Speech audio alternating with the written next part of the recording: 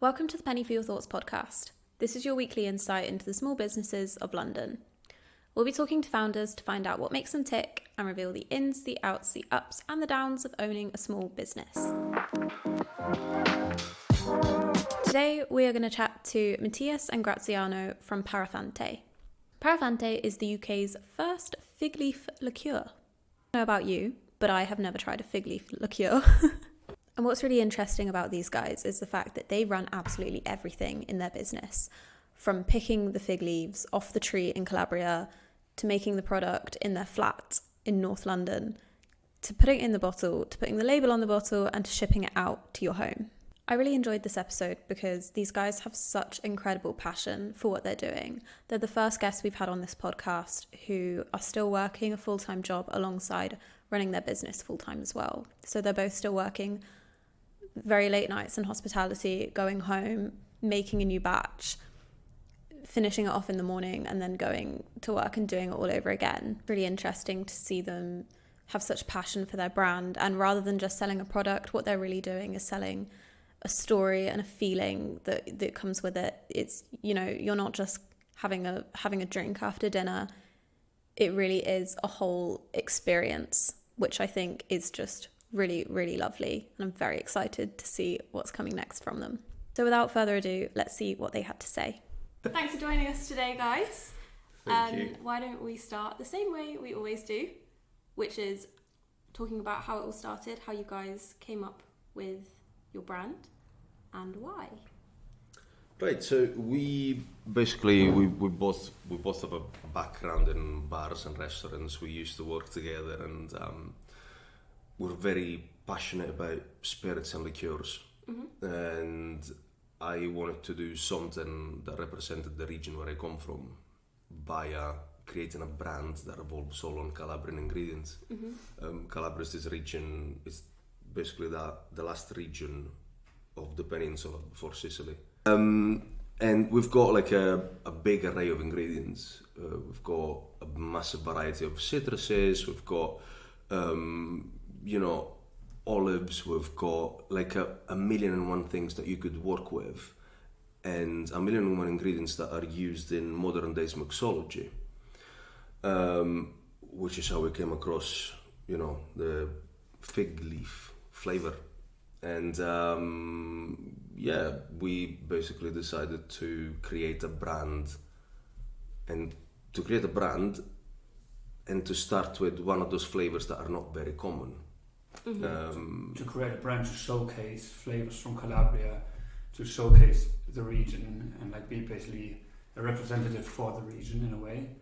And then we were discussing which flavor we should start with, and fig leaf basically stand out because there's no other fig leaf product really around. Mm-hmm. And it's such a beautiful flavor and such not really known that well, especially in terms of drinks. Mm-hmm. So we wanted to basically give people the chance, but also bars and bartenders a chance to use it all year round, and it's not only dependent on the season, because fig leaf season is July, August, it's like 8 to 10 weeks, and that's the time when you can get it, or September as well, 8 to 10 weeks, but then after that it's gone for a year again. So we wanted to basically create a product around it, so like you can use the fig leaf flavor all year round. So how do you guys, do you have to make the bulk of your product in that time, and then? So what we do, and I mean that was also when we started creating the recipe, we obviously wanted to create it in a way that we can produce it all year round. So we harvest in July and August, but then we dry the leaves, we sun-dry them into Calabria, and then we ship them over to London, and then we can produce. It must be difficult to explore something that is completely unexplored as well, like because it's a brand new product. So you're working, you're trying to get to something that not many people have done yet. Yeah, exactly. I think that's like in terms of recipe creation is obviously an issue you have to deal with, but then also later in terms of brand creation and selling the product. Lots of people see fig leaf and think then like, what the hell is that? Well, you can't, like, why should I drink a leaf? Basically. Yeah. So you basically create a whole new category, which is really challenging, but also really exciting, because you literally give people something new to their bar, to their cabinet to use. Yeah, we spoke about this on our previous episode, that when you invent your own category, in some ways you're making life a lot easier for yourself, because you're not competing with loads and loads of other people doing the same thing. But I can imagine in your case, it's also quite a challenge to try and market that with your brand, to make people want to know more about it and want to understand what it is and what it tastes like.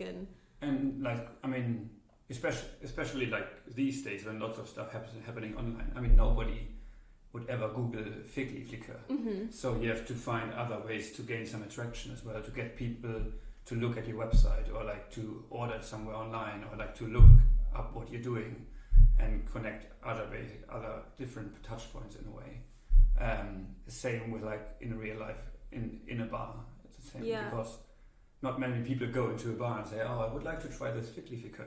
So like you need to like connect with the bartenders that they're like saying, hey, have you tried that? And you have to like have an attractive logo and like a label, so people look at the back and say, hey, that looks cool, what is that?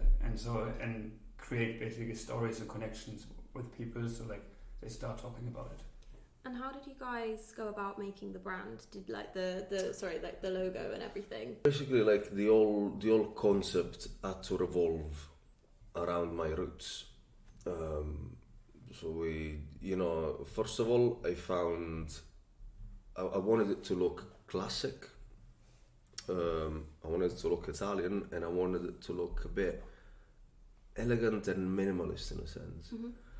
But at the same time, something that you see on a shelf and it stands out. I'm quite lucky because there's this friend of mine, this very old friend of mine called Alicia Sorgiovanni, who's Australian but of Calabrian descent.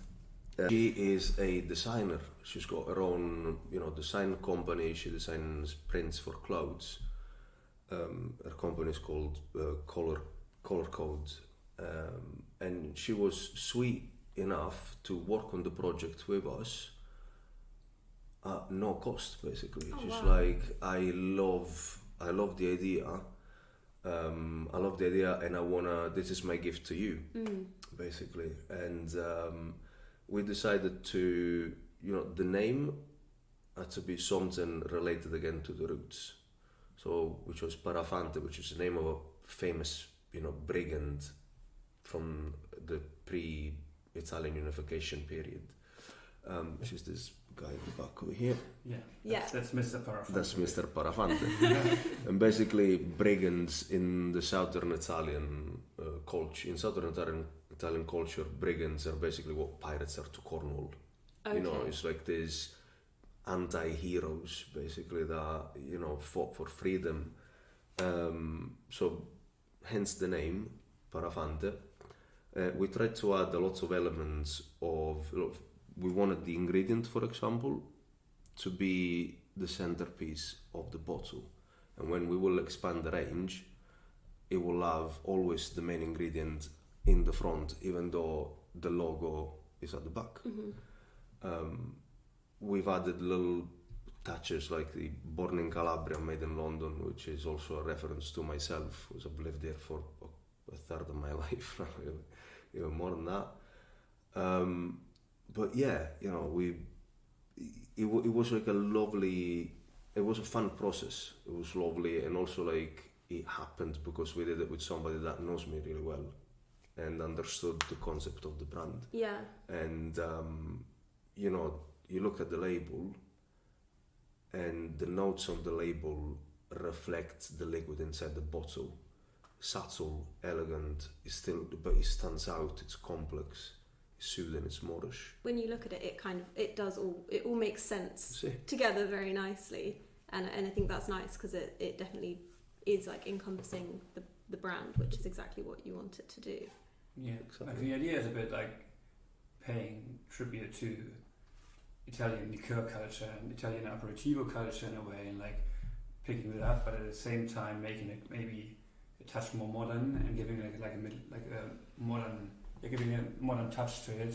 And so because liqueurs and I think you can maybe say more about it in terms of Italian liqueur culture, because we're always seen as like this, especially in other countries, as like this over-sweetened, artificial thing, but they don't have to be. And in the last years, you saw a lot of innovation in the drinks industry, in the spirits industry, but liqueurs were always still a bit left out. So we wanted to create something like interesting and light and not too sweet. Of course, liqueur offers sugar, but like in a pleasant way, with like interesting modern flavors, like almost you can say like a modern liqueur.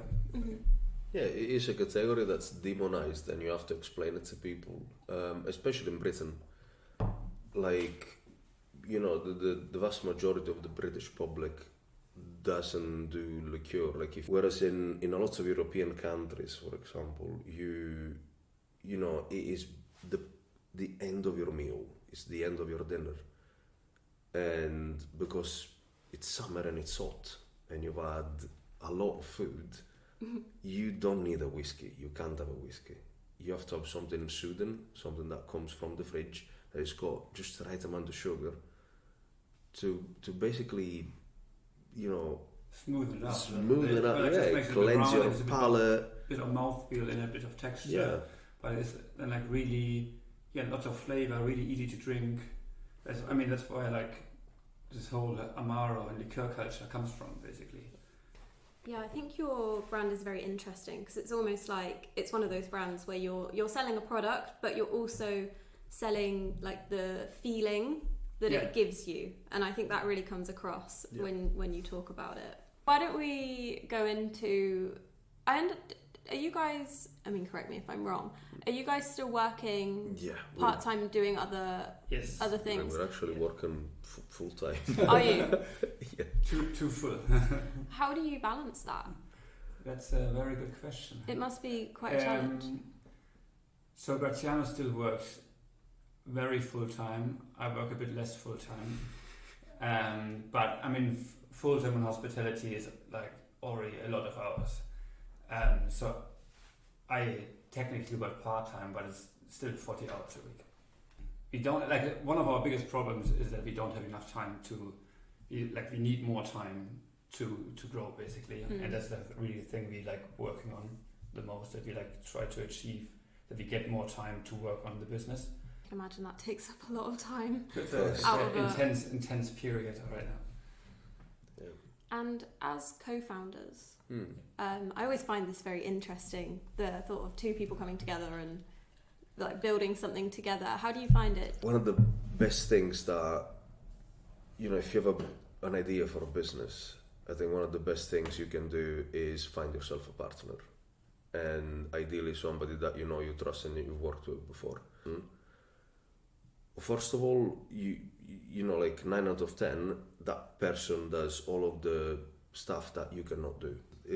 It's a sounding board as well. You know, the amount of times that you're like, dude, this doesn't work, or this works, so we should do it that way. You know, like you've got somebody else that you can bounce off ideas. Like, never be overly confident that you can do it on your own. I think having a partner is very, very important. The good thing as well that we have like very different strengths and weaknesses, so they kind of like complement each other and like balances the whole business. Let's say I'm the heart is the brain type thing. I like that. That's very good. But you know, for example, when to manage costs, we decided to do most of the stuff ourselves. So, you know, you get out of the way the first thing, which is the design, the bottle and everything, and you're faced with things like, you have to face things like, we need to build a website. How do we do that? In comes Matthias, which had to build the website from scratch, which was also like very, you know, a bit tedious. Yeah. But saves you a lot of money. And it saves you a lot of money, but it was also, I think what is great about if you do all this stuff yourself, and like you set up like some online store yourself, but at the same time you always question what you really like, the values of the brand, and what you want to put there, what you want to write about. And I think sometimes if you just all source it out to somebody else, and it's like, yeah, all right, here's the text, and like just put it there.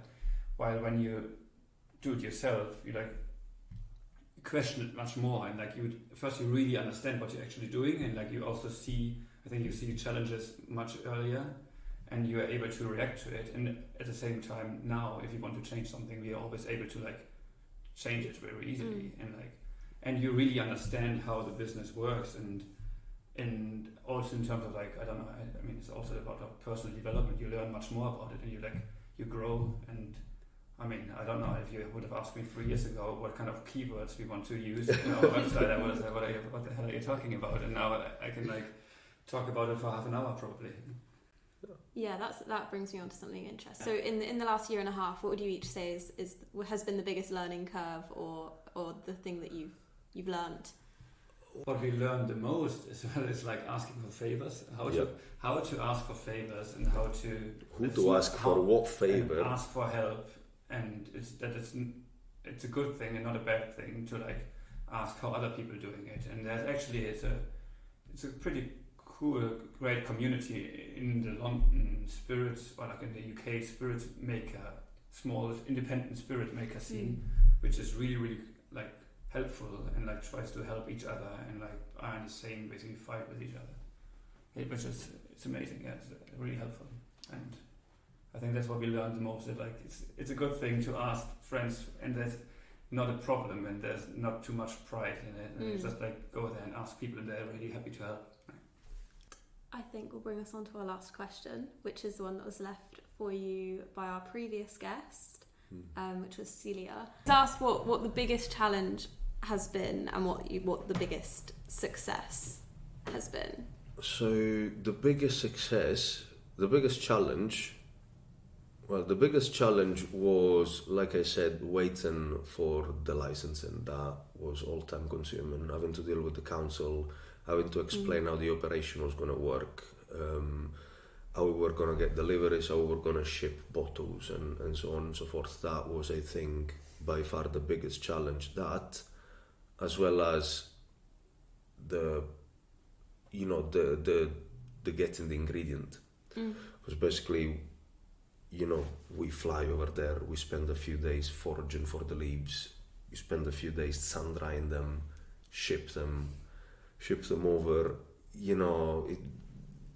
That is the two biggest challenges. Do you forage the leaves yourselves? Yeah, we do. We harvest them ourselves by hand. Like we literally go from tree to tree and harvest them ourselves, and that's brilliant. And then we sun dry them ourselves. It's not like we go to a store and buy 5 kilograms of leaves as a guess, because it's literally there is not one step in this business and in this product that we haven't done ourselves, from picking the leaves to dry them, to ship them over, to put the label on the bottle, to put the cork on the bottle, to fill the liquid, to make the infusion, to send it to your house. It's literally there's nobody else involved. There's no other company who is doing some work for us. The biggest success is, we've had a couple. I think that every time I look at my phone, or like my phone has buzzes, and there is like, I don't know, you get a notification from your website, or you get an email that you sold a bottle. It's always a great feeling. It's like always a small success, but it's like it's really, really rewarding. That it's like this like a random, especially if you don't know the person, like a random person I've never heard of, like somewhere in north of England or Scotland, or like bought a bottle of our Fig Leaf Liqueur. We've had a fair amount of people during Christmas emailing us, that were very happy with the products. That was a massive success as well. But we also got a couple of medals. Yeah, we won some we've had Masters for the autumn. Masters medal in the blind tasting, which I think is really cool, because blind tasting is like literally just about flavor, and nobody takes in consideration the look of the product. And then we won in a liqueurs category. We won a gold medal, which is great. But yeah, I think like most rewarding is like feedback from actual people who taste it, or if you go to a bar and you actually don't know it, and then there's a bottle in the back bar. It's a pretty good feeling. Like you see how people like it, even if they don't know you, or even if they're not your friend or family.